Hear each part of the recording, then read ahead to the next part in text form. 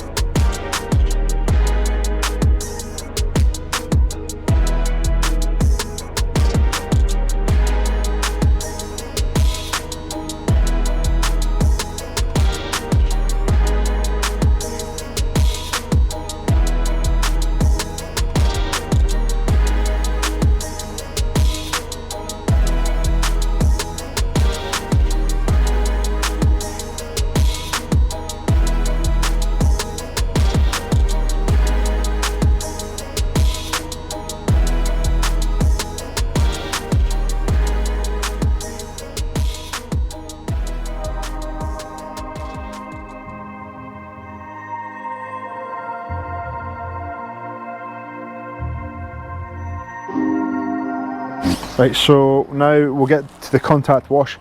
Something I like to do though is I mix up some G-Wash shampoo, put it in the cannon, and I foam that on, and then we'll do the contact wash alongside it.